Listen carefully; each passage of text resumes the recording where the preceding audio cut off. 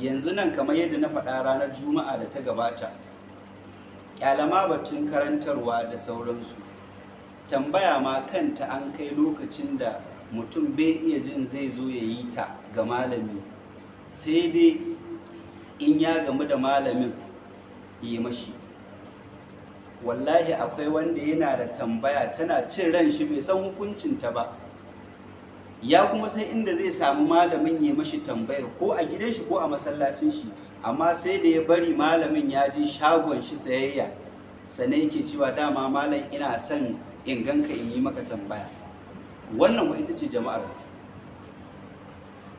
Akwai wanda kana tafiya zai tsaye da kai, da Allah malam wata ƴar tambaya ce nake da ita, dama ina son in ganka. Kuma girman kai da isa da ganin an fi ƙarfin addini shi ya hana a zo a yi tambayi.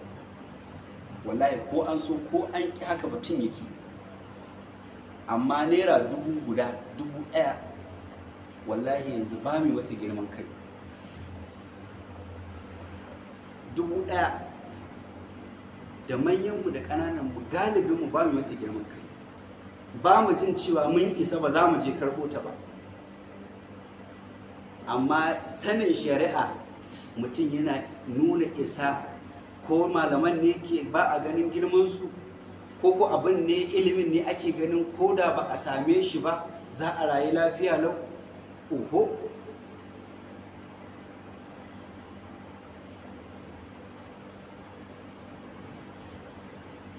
to ire-iren waɗannan halayyar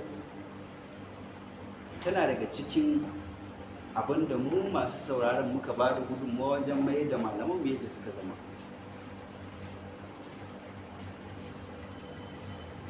Sannan banda ilimi mawruthin da mu kanmu mun nuna ba mu buƙatar irin shi, saboda halayyar da muke nuna mun fi son wanda yake na zamanin, waɗanda 'yan zamanin suke faɗa. Sai ta fuska ta biyu, neman ɗaukaka da wasu daga cikin malaman da neman sunan suke da shi, wanda illa ce gare su. Mu ma mun ba su gudunmuwa zan su zama haka. Ta yaya? Ta yadda yanzu galibi wallahi muna bin malamai ba wai don mu fa'idanta da abin da suke tare da shi na ilimi ba, mu shirya da sababinsu. A'a, sai don mu ma mu samu ɗaukaka, ko ba komi in kana tare da ɗaukakakke kai ma za ka ɗosana.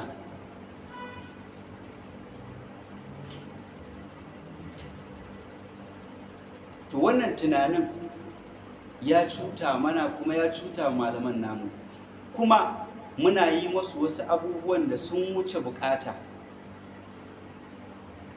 Yanzu wallahi wani malamin idan ya taho ko gwamna ba a yi mashi abin da ake mashi. Kaga dai 'yan siyasa ne ko su, ko gwamna da yake rike da jiha ba a yi mashi irin abin da ake mai, kuma baya hanawa. Shi kam annabi sallallahu alaihi wasallam in ya ga kayi wani abu mai kama da haka hanawa yake.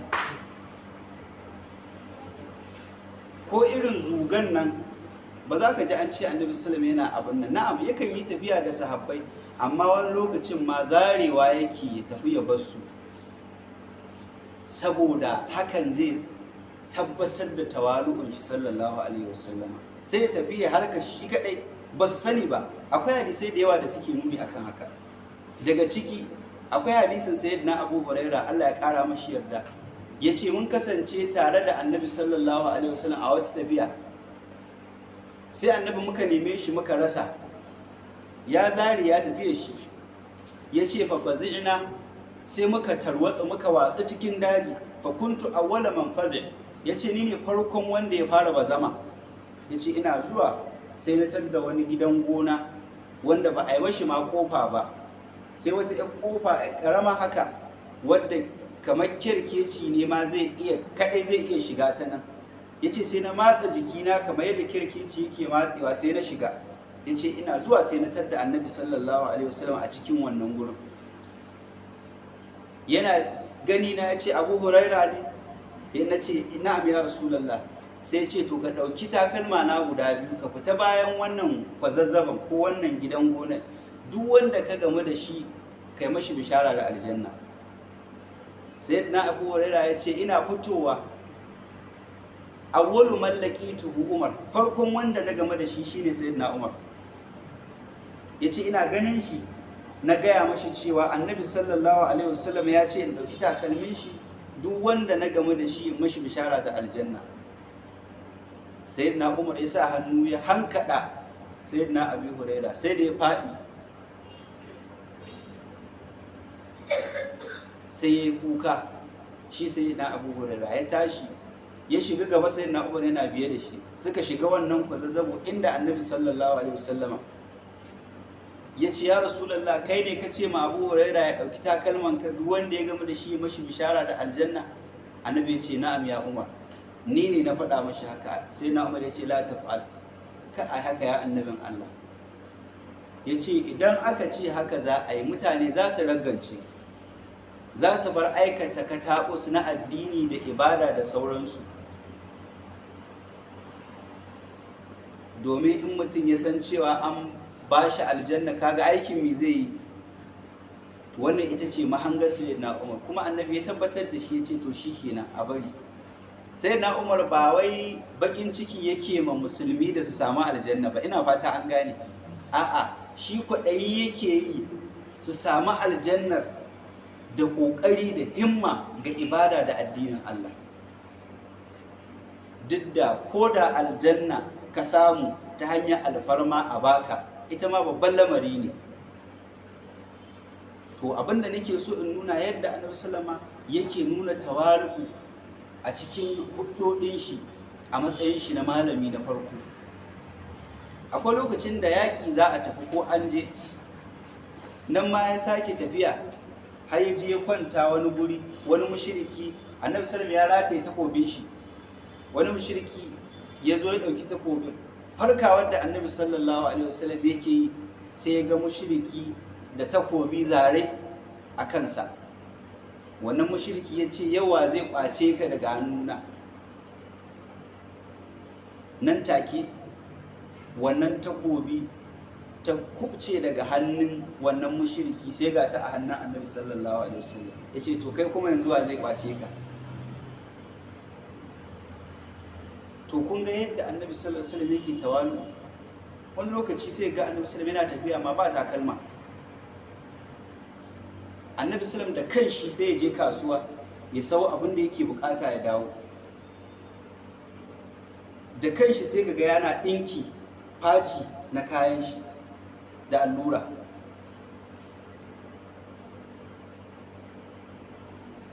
To wannan tawalu'un da kai malami za ka riƙa nunawa, ai wata 'yan manuniya ce da su mabiyan nan naka za su fahimci cewa kai fa baka neman ɗaukaka. Ina fata an gane. Ba ku ga wani daga cikin sahabbai dawowa ya daga tahiya ya je ya gano ana durƙusa ma sarakunan can, ya zo ya ma Annabi sallallahu alaihi wasallam, ya dakatar da shi? To haka ake so, za ka rage ma wannan matsalar kaifi. Sannan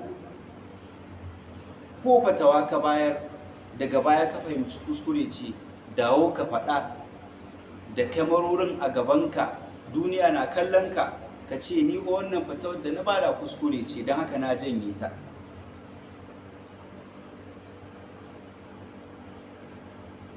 Kuma ka tarbiyyantar da duk waɗanda suke tare da kai cewa ni ba annabi bane, ba manzo bane, saboda haka za a iya samun daidai daga ni, za a iya samun kuskure.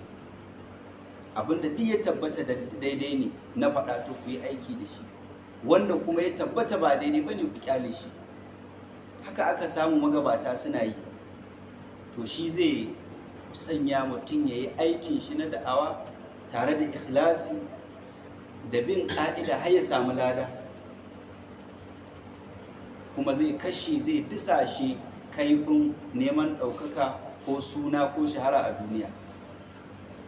Wallahi akwai malamin da zai yi rayuwar shi ya yi da'awar ya kira zuwa ga Allah, ya yi kira ya shiryar, ba ma wanda ya san shi in ba tsirarin mutanen da suke tare da shi ba. Wallahi ya fi wanda ya yi da'awar da faffaɗan masaki duniya ta san shi, ya fi shi samun kyakkyawan sakamako a gurin Allah, domin zukatansu ba ɗaya ba ne. Kuna ji fa annabawan Allah wani ba wanda ya imani da shi illa rajulai, mutum biyu. Annabi ne yake faɗar haka, ya ce kai akwai ma annabin da ya gani laisa ma'ahu ahad, ba ma wani da yake tare da shi.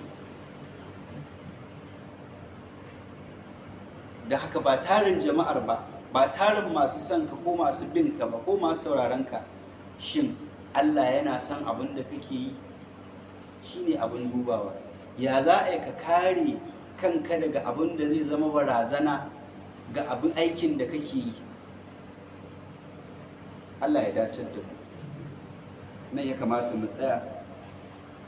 A wannan dai kalmomi al-azizu da al-jabbaru da al-mutakabbir, mun faɗi cewa Allah shi ya cancance su, ba a san ka sifanta da su. Sai ce subhanallahi amma yushrikun, tsarki ya tabbata ga Allah game da abin da mushrikai suke yi na shirka da Allah. Allah ya tsarkaka daga ai shirka da shi. Abin da muka karanta na daidai Allah shi ba mu ladar, da kuskure Allah shi ya fi mana. Sallallahu alaihi wa sallama ala nabiyina Muhammad wa ala alihi wa sahbihi ajma'in. Assalamu alaikum wa rahmatullahi.